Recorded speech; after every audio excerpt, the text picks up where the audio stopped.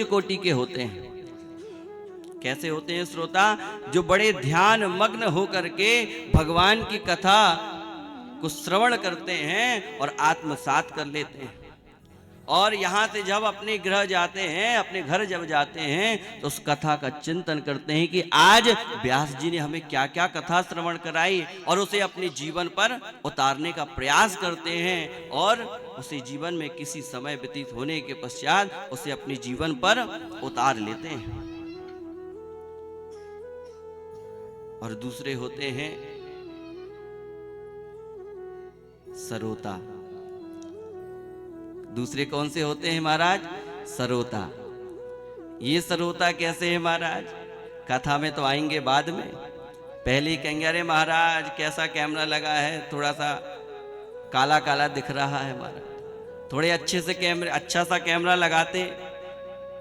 क्या मुकेश जी ने क्या दक्षिणा कम दी है? क्यों भैया सोनी जी, मुकेश जी दक्षिणा कम दी है क्या?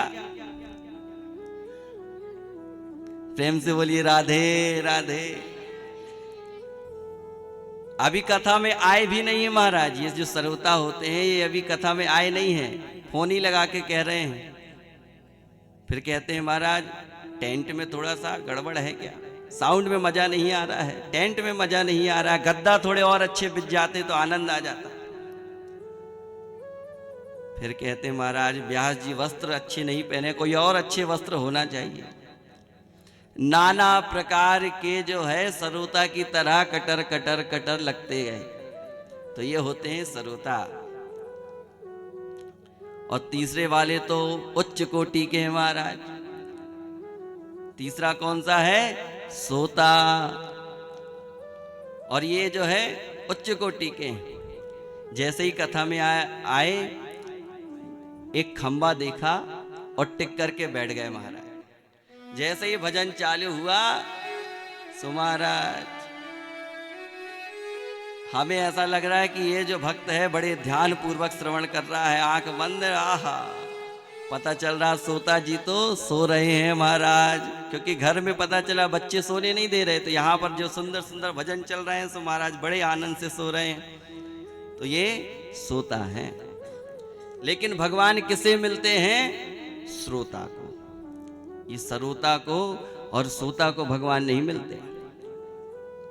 हमने कहा है ना कि जब कथा पर आओ तो अपना जो कृपा का जो पात्र है वो खाली लाओ। यदि आप ज्ञानी बन करके आओगे तो कथा आपको श्रवण करने के बाद भी समझ में नहीं आने वाली। क्यों? क्योंकि आपका जो कृपा का जो पात्र है वो तो पहले से ही भरा हुआ है। अब हमारा जो मानसिक है, मन जो है वो कहीं और लगा हुआ है, मस्तिष्क में कुछ और चल रहा है, तो आपको कथा श्रवण करने के बाद भी समझ में नहीं आने वाली। तो क्या करना पड़ेगा? खाली करना पड़ेगा। अपने मस्तिष्क को क्या करना पड़ेगा? खाली करना पड़ेगा। तब आप आएंगे यहां पर, और श्रद्धा विश्वासो फलदायका, श्रद्धा भक्ति भाव से जब आप श्रवण करेंगे तब वह फल आपको प्राप्त होगा। तो आप सभी लोग कैसे वाले श्रोता हैं? पहले वाले कि लास्ट वाले? पहले वाले हैं ना?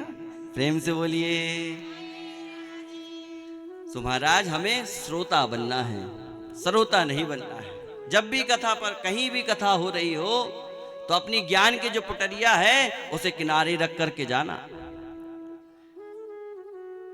बिल्कुल अज्ञान बन करके जाना महाराज। जब आप जाओगे अज्ञान बन करके तो आपको कुछ ना कुछ अवश्य ही प्राप्त होगा।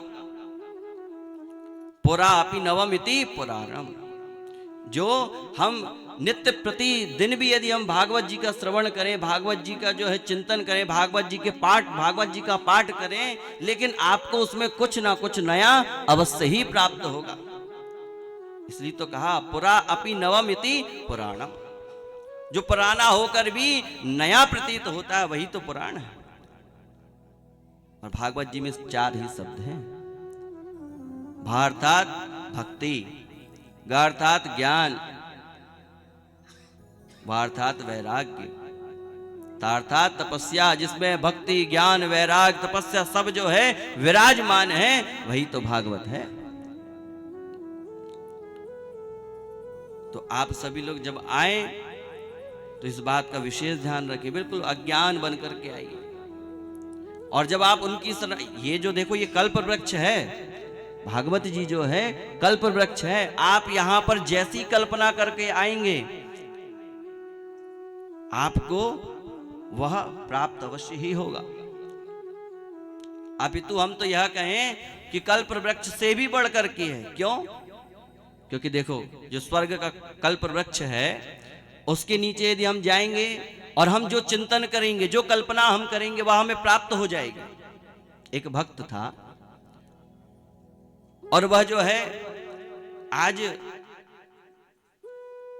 लोभी प्रवृत्ति का था और वो चोरी करना प्रारंभ किया। महाराज चोरी करते करते दौड़ते दौड़ते भागा और जाकर के जो है एक वृक्ष के नीचे जाकर के बैठा है।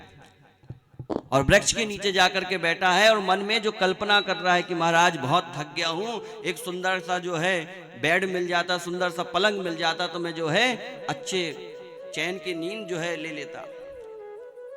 अब महाराज जैसे ही उसने चिंतन किया, कल्पना की, एक सुंदर सा बेड आ गया महाराज और उसमें आकर के वो विश्राम करने लगा। फिर जैसे ही विचार आया, जैसे ही विश्राम करने लगा, मन में कल्पना चल रही है, नींद तो मैं ले लूंगा परंतु थोड़ा सा मुझे थोड़ी भूख लगी हुई है, कुछ भोजन प्रसादी मिल जाती महाराज, सुंदर सुंदर पकवान मिल जाते तो मेरी जो है मुझे जो भूख लगी है वह समाप्त हो जाती। तो महाराज सुंदर सी थाली सज करके उनके सम्मुख आ गई। अब जैसे ही उनने भोजन किया, भोजन करने के उपरांत दिमाग की बत्ती जली। बोले महाराज ऐसा ना हो मैं दौड़ते दौड़ते भागते भागते जंगल में आ गया हूं, कहीं ऐसा ना हो जाए कि महाराज शेर आ जाए और वो मेरा नाश्ता कर जाए। तो महाराज जैसे ही विचार किया, कल्पना किया, शेर आया और शेर जो है नाश्ता कर गया। कहने का भाव क्या है कि वह कल्प वृक्ष है, आपका अच्छा हो अर्थात बुरा हो वो आपको प्रदान कर देगी। लेकिन हमारी भागवत कैसी है, वह आपको वही प्रदान करेगी जो आपके लिए अच्छा है। तो ये वैशिष्ट है भागवत जी का। आप जिस कल्पना से आएंगे, जो भी आपके मन में विचार होगा, उस वह विचार को भगवान अवश्य ही पूर्ण करेंगे। तो हमें सदैव जो है सद्भाव से ही भगवान के सम्मुख पहुंचना चाहिए। तो आइए हम सभी लोग कल की कथा में भागवत जी के महात्मा का श्रवण